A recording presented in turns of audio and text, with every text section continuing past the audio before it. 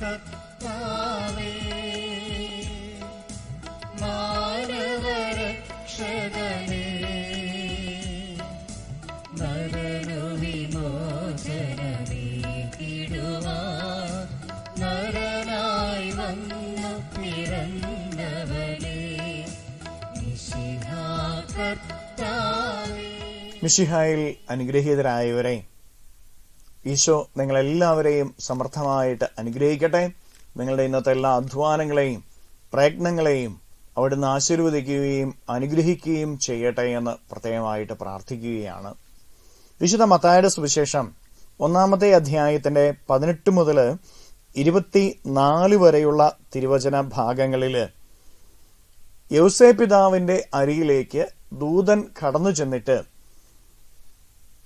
ഈശോയുടെ ജനനത്തെക്കുറിച്ചുള്ള അറിയിപ്പ് സ്വപ്നത്തിൽ നൽകുന്നതാണ് നമ്മൾ കാണുന്നത്.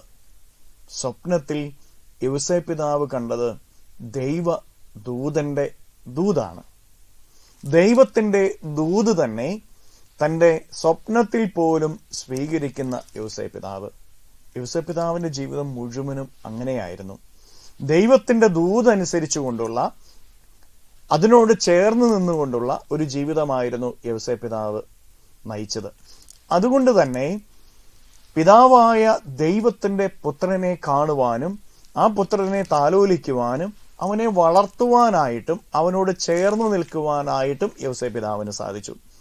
ദൈവത്തിന്റെ ദൂതനുസരിച്ച് ജീവിക്കുന്നവർക്ക് കിട്ടുന്ന ഏറ്റവും വലിയ അനുഗ്രഹം ദൈവപുത്രൻ അവരുടെ അരികിലേക്ക് ഇറങ്ങി വരുമെന്നുള്ളതാണ്. പ്രിയപ്പെട്ടവരെ, സ്വപ്നത്തിൽ പോലും ദൈവത്തിന്റെ ദൂത് കേൾക്കണമെങ്കിൽ അവന്റെ മനസ്സ് എത്രമാത്രം ദൈവത്തോട് ചേർന്ന് നിന്നിരുന്നു എന്ന് നമ്മൾ ഓരോരുത്തരും മനസ്സിലാക്കിയിരിക്കണം. അവന്റെ നോട്ടം മുഴുവനും ദൈവത്തെങ്കിലേക്കായിരുന്നു. അവന്റെ കാഴ്ചപ്പാടുകൾ മുഴുവനും ദൈവത്തെക്കുറിച്ചുള്ള കാഴ്ചപ്പാടുകളായിരുന്നു. അവന്റെ ഹൃദയം ദൈവത്തിൽ ഒതുങ്ങി നിന്നിരുന്ന ഒരു ഹൃദയമാണ്. അതുകൊണ്ട് തന്നെ ദൈവം അവന്റെ അരികിലേക്ക് തന്റെ പുത്രനെ അയക്കുകയാണ്.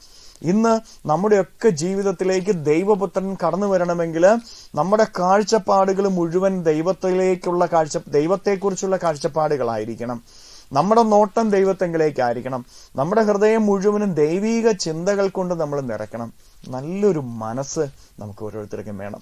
നല്ല മനസ്സുള്ളവർക്ക്, നല്ല ഹൃദയമുള്ളവർക്ക്, നന്മ ജീവിതത്തിൽ നിറഞ്ഞു നിൽക്കുന്നവർക്ക് ഇതൊക്കെ സാധിക്കുകയുള്ളൂ. പ്രിയപ്പെട്ട ദൈവമക്കളെ, അതുകൊണ്ട് നമ്മുടെ മനസ്സ് ഒന്ന് പരിശോധിച്ച് നോക്കുക, നമ്മുടെ ഹൃദയത്തെ ഒന്ന് പരിശോധിച്ച് നോക്കുക. ഈശോയുടെ പിറവിക്ക് വേണ്ടി നമ്മൾ ഓരോരുത്തരും ഒരുങ്ങുമ്പോൾ നമ്മുടെ ഹൃദയം വക്രത നിറഞ്ഞ ഒരു ഹൃദയമാണോ, തിന്മ നിറഞ്ഞിരിക്കുന്ന ഒരു ഹൃദയമാണോ, അതോ യൗസേപ്പ് പിതാവിനെ പോലെ നന്മ നിറഞ്ഞ ഒരു ഹൃദയത്തിന്റെ ഉടമയാണോ നമ്മൾ? എപ്പോഴും ദൈവത്തിലേക്ക് നോക്കി നിൽക്കുന്നവരാണോ നമ്മൾ? ഹൃദയം ദൈവത്തിൽ ഉറപ്പിച്ചിരിക്കുന്നവരാണോ നമ്മൾ? ഹൃദയത്തെ ദൈവത്തിൽ ഉറപ്പിക്കാം. കണ്ണുകൾ എപ്പോഴും ദൈവത്തിലേക്ക് നോക്കി നിൽക്കട്ടെ. ചിന്തകൾ ദൈവിക ചിന്തകൾ കൊണ്ട് നിറയ്ക്കട്ടെ. കാഴ്ചപ്പാടുകൾ ദൈവത്തിന്റെ കാഴ്ചപ്പാടുകളായി തീരട്ടെ. കരങ്ങൾ യാചനയോടെ പിടിച്ച് സ്തുതിക്കാം. ഹല്ലേലൂയ.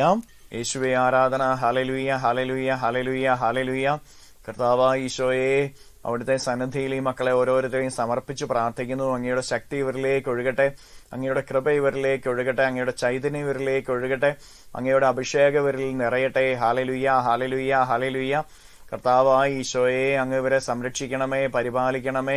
കർത്താവെ, ദൈവിക വെളിപാടുകളാൽ ഇവരെ നിറയ്ക്കണമേ.